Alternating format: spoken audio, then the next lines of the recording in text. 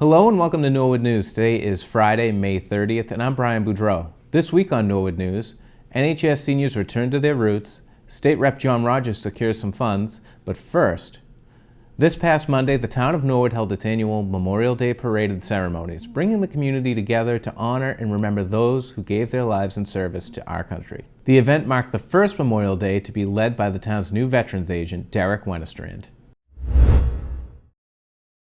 Thank you for attending this year's Memorial Day ceremony. For those of you who don't know me, my name is Derek Wennerstrand, and I am the new Veteran Service Officer for the town of Norwood. I just wanted to introduce myself, and I have taken over for Teddy Mulvihill. He cannot be here today, but he's with us, and he's with us in spirit, and he sends his gratitude and love to you all. Let's give a round of applause for Commander Eric Brian Van Diver, United States Navy.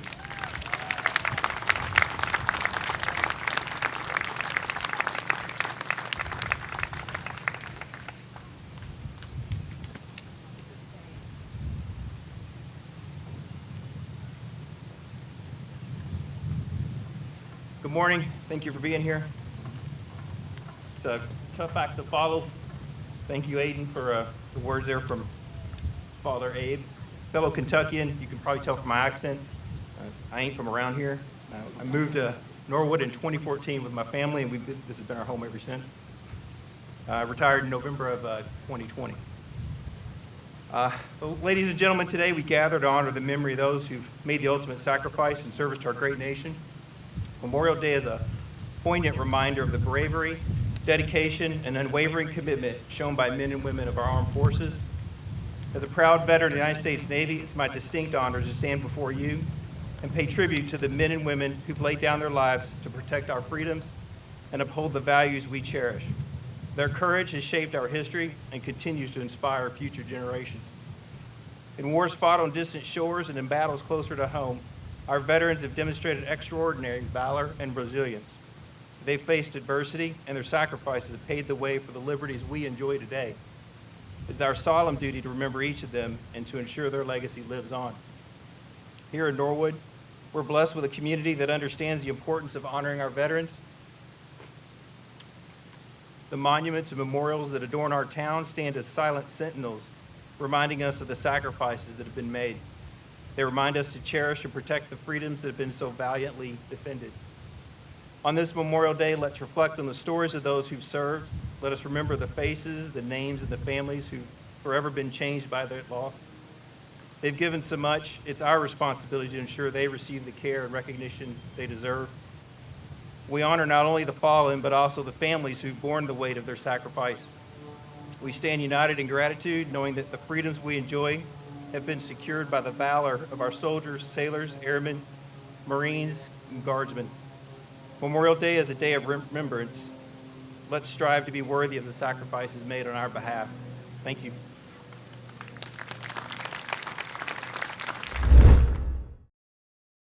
Every year, the graduating Norwood High seniors go back to where it all began, their elementary schools. Dressed in caps and gowns, the soon-to-be NHS alums parade through the elementary school they attended during those early years of their education. Longtime teacher and principal Diane Ferreira reflects on this special Norwood tradition. Hi everybody, my name is Diane Ferreira. I'm the principal of the Balch Elementary School. I'm very excited at this time of the year for the senior walkthrough. If you don't know what a senior walkthrough is, it's when all of the graduating seniors at Norwood High School, maybe Blue Hills, other schools are invited back to the elementary schools to do a walkthrough. This is very, very exciting for all the teachers. The students get very involved. They make posters for the kids. We cheer them through. The way we do it here at the Balch is they come, they gather on the front steps here. If moms and dads come, they can take pictures of their kids. We take pictures, and then we prepare the hallways where the students line up with posters and signs, and they're ready to clap and cheer. And then we bring the seniors in. They walk the halls of the Balch. They walk right down to our cafeteria where all the students then are waiting for them, and we do a quick little pep rally where each of the seniors shares their favorite Balch school memory. The teachers love it, the kids love it, the seniors love it. They all comment on how small the school is now, and it's a lot of fun. I think this is a tradition that we should continue for as long as we can do it. It's so nice for elementary school teachers to reconnect with their students as seniors.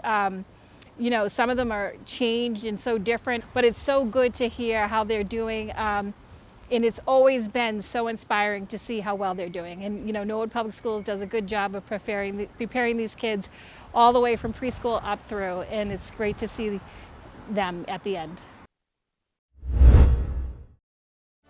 When Norwood News returns, Keeks tries a delicious treat at One Bistro, the Senior Center honors the history of Norwood veterans, and Ron Marshalsey updates us on tournament coverage.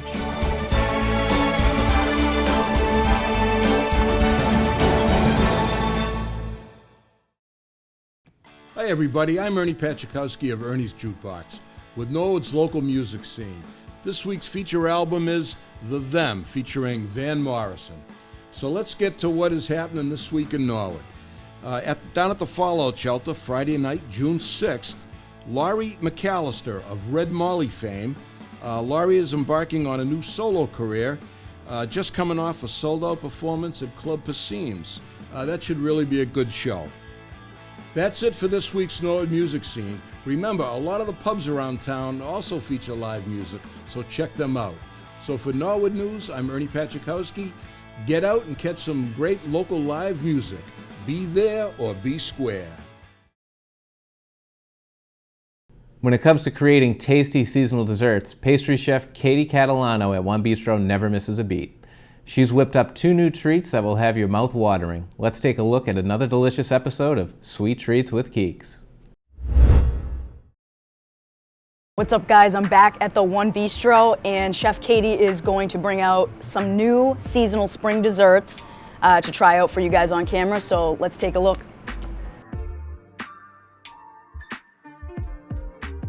Hello. All right. Here we are with our spring desserts. Awesome. This is a cherry almond cobbler with vanilla gelato. Oh. This is my personal favorite. This is a limoncello tiramisu. Okay. So we got some lemon cake, some lemon mascarpone, lemon curd, limoncello, just all about the lemon. Gotcha. It's like a lemon explosion. Yeah, all right. Very exciting here. This one is calling my name, as you can see. All right, guys, so let's get into this here. We are going to start with the limoncello tiramisu. Limoncello tiramisu. I don't think I've ever had those 2 flavors combined into one. And it's sponge cake. Mm-hmm. My favorite. Mmm. Wow, okay. I'm gonna have to go in another bite here. It's very lemony, but you also, as you swallow it, you get the taste of the tiramisu. I love that. The cake, very moist, refreshing, but also sweet. So it's a perfect combination there. I'm gonna add in a little bit of the whipped cream in here. And it's obviously just such a beautiful display here. I love it.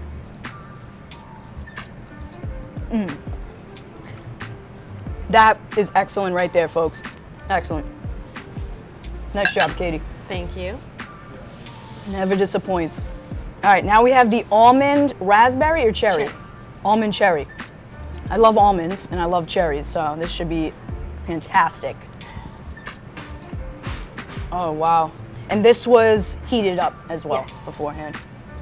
And I could smell it right when it came out.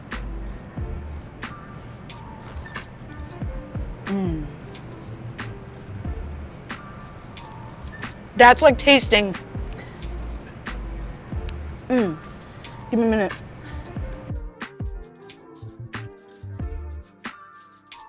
Oh, I love that one. You get all the flavors you really get, like that cherry is spot on, it's fresh, and then the almond, the crust that you get on the top is the perfect touch. Absolutely amazing, Thank Katie. you. And it kind of gives like a fall flavor too. It does a little bit. But, you know, can't go wrong, of course. Very excellent, all refreshing, delightful. So you obviously create these, you come up with them. How do you come up with it? So I try to make sure that every year our seasonal desserts are different. So I think about what I've done in the past, and then I think about flavors that I like. So recently I took a trip to Italy with my family, and so I was like, oh, at the end of every meal, they give you a little glass of limoncello. So I was like, well, my favorite dessert is tiramisu, so maybe we can put a spin on that with a limoncello tiramisu as like a little after dinner treat. And then this one I just really love cherries and almonds, and I love a hot dessert. Yeah, me too. So definitely. That's where I was going with that. And the way the ice cream melts in it, it's all just, it all combines so beautifully. So these are the spring seasonal desserts. Are we looking forward to summer? Yes, so we will have a new dessert menu and a new menu totally for summer. Nice. And so you can come back and try those desserts. Excellent. You can, decide which season you're feeling more. Yeah. And yeah, we'd love to have you come back. Well, thanks so much, Katie. This was so fun. My favorite thing to do. So thanks so much. I'm so glad. Thank you for coming. Well, that's all for this episode of Sweet Treats with Keeks. I was down here at the One Bistro trying out some phenomenal spring desserts, so make sure to come on down and stop by.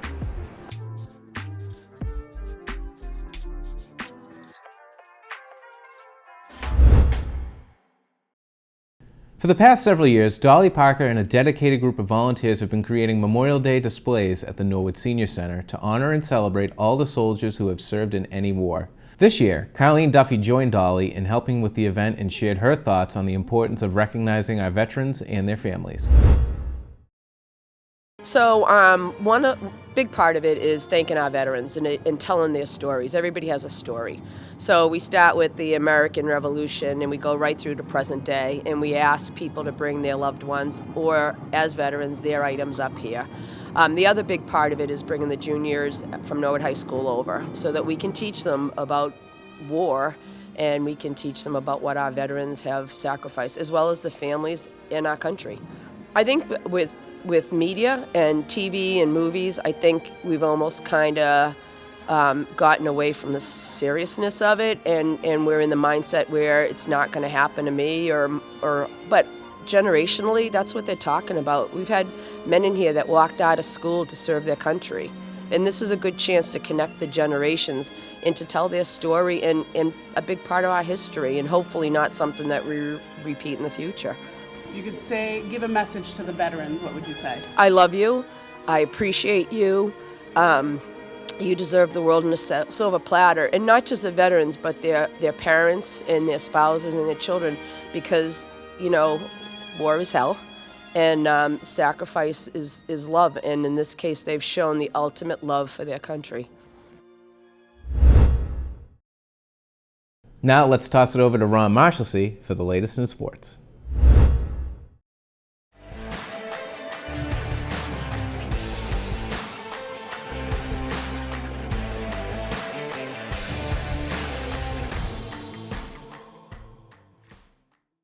I'm Ron Marshalsea, and this is your Sports Update. The baseball team finishes the year 7-13 after dropping their final regular season matchup against Walpole last Saturday afternoon. The softball team is one of two Mustang Spring teams in the MIAA tournament, finishing the regular season strong with an 8-5 win over Medway, a 10-8 record, and snagging the number 20 seed in the tourney. They head to number 13 seed Stoughton on Saturday the 31st at 11 a.m. The boys lacrosse team finished up their season last week in Hopkinton, finishing up with a 4-12 record. The girls lacrosse team finished 9-7 and managed to grab the number 26 seed in the D2 tournament, and they will head to number 7 East Longmeadow on Saturday the 31st at noon. The boys and girls tennis teams finished up the season with 4-12 and 2-14 records, respectively. The boys volleyball team finishes the 2025 season with a 5-12 record. Both track teams had incredible record-breaking seasons, and they, along with every student athlete, are going to be ready for the fall season. Good luck to the seniors who have completed their high school athletic career, and to those still on the tournament path. NCM will be watching. And that is all I have for this sports update. I'm Ron Marshalsea, and Norwood News will be right back after this break.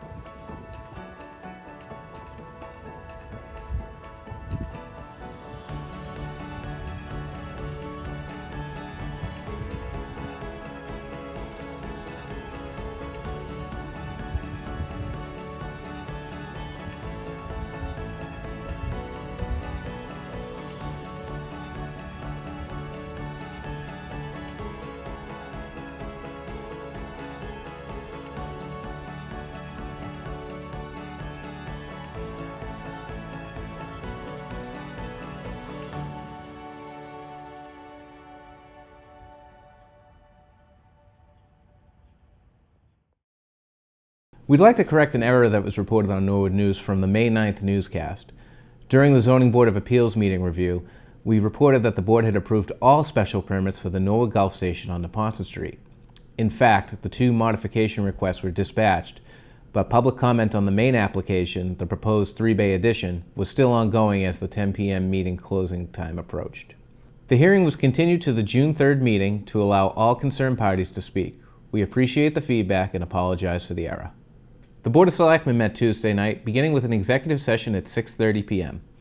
When the board reconvened, Mark Ryan from the Department of Public Works provided an update on the Upland Road project, estimating completion in mid-2026.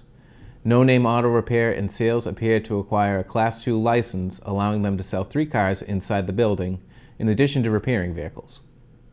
The board granted the license. A joint meeting between the Norwood Housing Authority and the Selectmen approved the appointment of Mike Fitzgibbon to the Housing Authority to serve out the remainder of the late Patty Griffin Starr's term.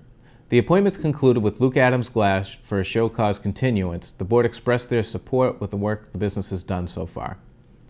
Additionally, the board reappointed Kelsey Quinlan to the Conservation Commission and approved a request for the Austin Reardon Memorial 5K Road Race, scheduled for October 12th at 10 a.m.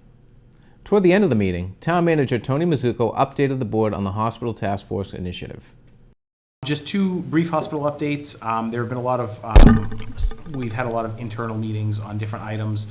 We do need people to go to the website and send in the letters. I believe Pat Schick is personally beating the website letters, and we've sent that around pretty far, so kudos to Pat Schick for her work in rallying hundreds of people to send in letters. And then just to share, as I have with the board, even though we're working with the state, some of the continued frustration we have. We had a data meeting with DPH's Health Analytics Department, and I may have mentioned this before, but at one point somebody says, well, we can't give you HIPAA-protected information. Well, first of all, we're not asking for individual HIPAA-protected information. We're asking for EMS run information, which we, in the other towns in the catchment area, provide to the state. So first of all, there's nothing personally identifiable about that. People working in the field should know. Second of all, HIPAA regulations, which are generally misunderstood, don't actually apply in between government agencies. So it's, you know, you either have people who have no interest or no idea what's going on, and we have to drag it out of them just to get any work done. We have a data analyst working on it, and that's what he continues to report back to me, that it is pulling teeth to just get anything done. So there's still that problem. There was an article in the paper about a month ago about the Secretary of Health and Human Services. Mr. Donnelly shared it with me, calling Neshoba Valley an empty building with no people filling the beds. Well, if our analysis as a Commonwealth to healthcare and our approach to healthcare and hospitals is simply a business model, that's fine. Most of what we do in government doesn't make a profit because it's not designed to. So there's still this continued attitude that hospitals don't matter at the local level, and if they're not financially viable, they just shouldn't exist. The state hearing more from people would make a difference, but we need to send them in the actual letters. John Rogers knows, Mike Rush knows, our people know. It's the governor and the head of Health and Human Services and the Commissioner of Public Health that just need to hear that message very, very regularly, because I think we live in 2 very different worlds. The Board of Selectmen will meet again on June 10th. Representative John Rogers recently visited the NCM studio to talk about some of the funds he has secured for the town of Norwood in next year's fiscal budget. The state budget affords legislators the opportunity to, not only to help out the Commonwealth, but more specifically, and I would say just as importantly, one's own district. So, it gives me an opportunity to help out life here in Norwood, whether it's special projects or special causes. We file amendments to the state budget, and we try to help, secure state money specifically for just Norwood or one's district. So I also represent Walpole, so we were able to secure some items for Walpole as well. But specifically in Norwood, starting right here on Nicholas Street, some school officials reached out to me and Senator Mike Rush, and they asked specifically for money for, to create an ambulance simulator right here at Norwood High School. I love the idea. We were happy to team up with the school. That was specifically a school committee member, Teresa Stewart, associate principal, Cindy Durrani, and it was just a wonderful idea. The town kindly donated to Norwood High School a decommissioned ambulance. So it no longer had a use for it. The question was, do the students here at Norwood High School have a use for it? And the answer is yes. But it takes money, and I was able to secure a $50,000 earmark in the FY26 state budget. So I think the last person to call John J. Lighthizer was probably Kay Lighthizer, his dear departed mom. We all called him Lighty, right? I mean, he was a legend. He was just a lovable man, affable, but he dedicated so much of his life to his passion, and that is baseball. In particular, 49 years of his life coaching without missing a year Norwood Babe Ruth, and in particular the White Sox. And I remember going up against him a couple of times when I was playing for the Orioles under Bob Hansen. Just a wonderful, wonderful human being. We're poorer for having lost him recently, but we're a far, far richer community for having known him. And so it's appropriate to remember him, particularly where we can in the field of baseball. So I was able to secure $90,000 for the purposes of establishing the John J. Lighthizer Park. So obviously it'll be up to the town to decide where that is. I know the Board of Selectmen is considering Willett Field behind the George F. Willett Early Elementary Center, which is a beautiful field. We were able to get $158,000 years ago to create a sort of mini Fenway Park. And so now to augment that with maybe a scoreboard, perhaps in his memory of the John J. Lighthizer Field or a park or a scoreboard, that's really up to the town. So yeah, it's great to be part of the Norwood Hospital Task Force. I thought that it'd be appropriate to secure money to create sort of a healthcare needs assessment and then an economic impact analysis. So language and money was secured, at least $50,000 for a study to assess the Norwood Hospital catchment areas healthcare needs. I think those needs will verify everything that this community has been saying for the last 5 years, that we need a 130-bed acute care hospital with a trauma center with an emergency department.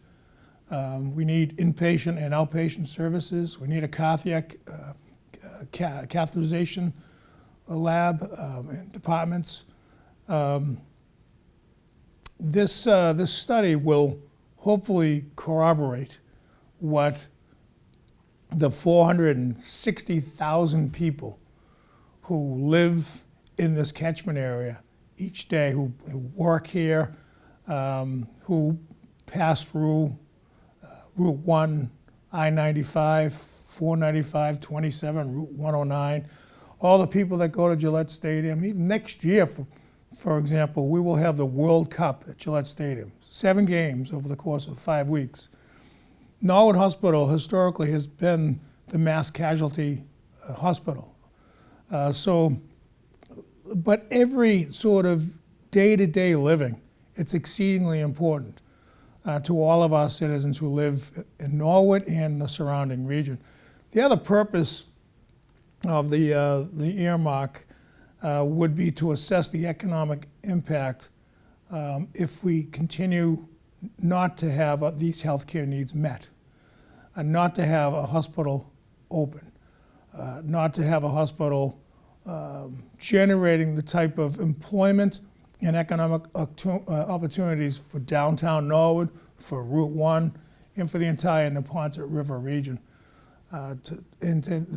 That study will tell us how much money this region and the Commonwealth of Massachusetts is losing on an annual basis without a hospital here. While the town is home to plenty of longtime establishments, our latest Living Local segment takes us to a true cornerstone of the community, Mazzola's Norwood Monumental Works, a family-run business that has been carving out history for an incredible 103 years. If you've ever driven on Washington Street to head down to South Norwood, you might have noticed a store on the corner called Norwood Monumental Works, or as it's locally known, Mazzola's. One of the people carving those monuments is president and owner of the company, A.J. Mazzola. We are a monument company, manufacturer of monuments, and we are located at 943 Washington Street. You got to go as far back as 1922. My grandfather came over from Italy, and he wasn't really a carver of stone yet. He was more like an artist, so he drew. So when he first came over here, he would draw roses and sculptures and the Blessed Holy Family. And someone noticed his talent in Quincy and said, "Have you ever cut stone?" And he said, "Not really, but I'm willing to give it a try." So he took his artistic work into what they call sculpturing. And he was a hand-carved sculpturer as well as a artist for doing the design work for a monument company, all the monument companies in Quincy. So he decided to open up his own monument company, and when he did, he lost it during the Depression. So like everybody else, he struggled through that. And then when everything started to come around again, he decided to move out of Quincy and into Norwood. So then when he passed away, my father took it over and kind of restructured this place here in '72. And it's become what it kind of is today right now as you see it. The Mazzola name has been carving stone at this location since just after the Great Depression, and despite the middle of the building catching on fire in '91 and a good portion of it falling down, nothing changed the fact that the Mazzola name has become synonymous with headstones. One thing that has changed, however, is the way monuments get carved. Well, it's quite different today. So my grandfather was a sculptor. My father became a shape carver, which is shaping the flowers. So in the '70s, what happened was they came up with sandblasting, and it's sand and air mix in which we carve the stones with the sandblast. So when I came into it, when I was around 14 years old, my father told me, "Don't get involved with the hand sculpturing, get involved with the sandblasting." So I became a shape carver and a letter cutter too. The computers now, I used to draw all the flowers by hand, and we would just blow them up on the side of a wall and just make them the size that you would want, and then trace them, and then rub it off, and then cut it, and then do all that stuff. Now the computer cuts it on rubber stencil for me, and then my son, who's the 4th generation, he comes in and he does all the shaping, but it's already cut out on the rubber for him. So he just has to shape the flower, put it back, and then blast it in deep. So it saves time.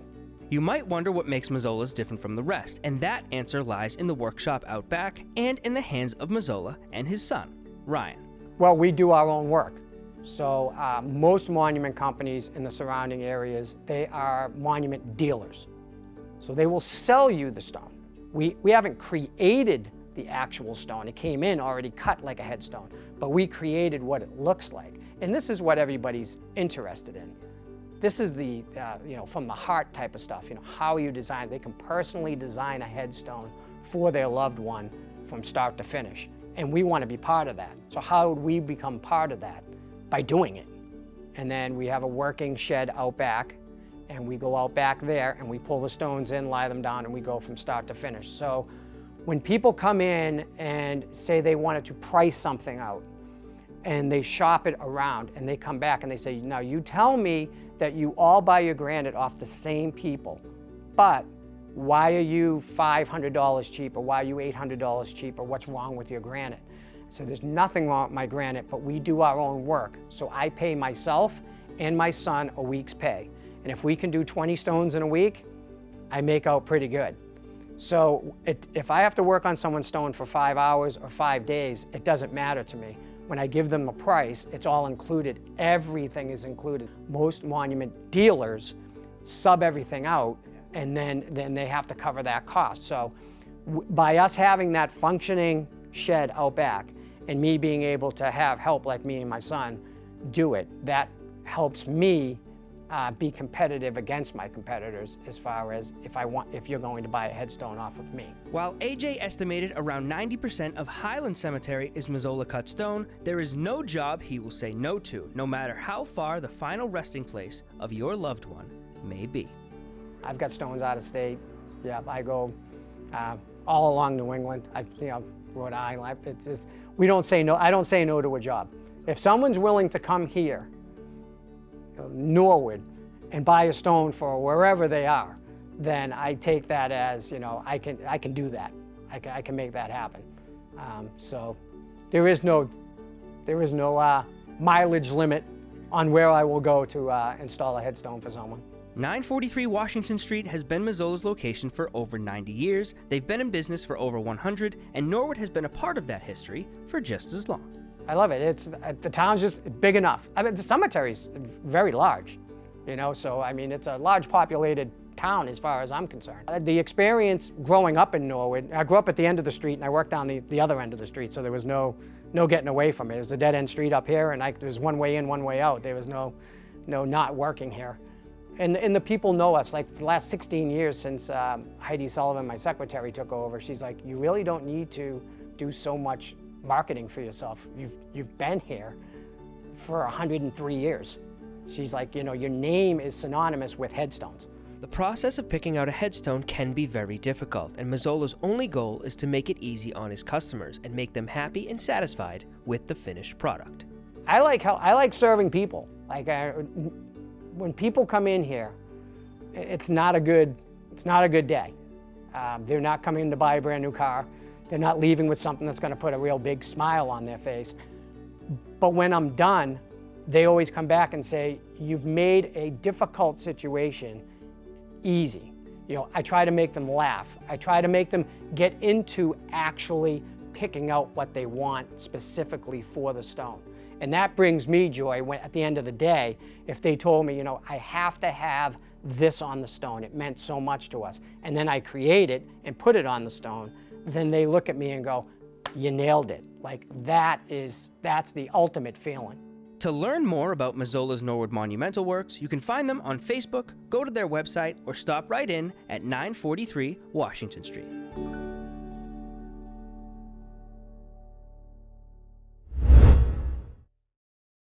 Well, that's all for Norwood News. To stay up to date with Norwood Community Media, follow us on Facebook, Twitter, and Instagram. As always, thank you so much for watching. Have a great weekend.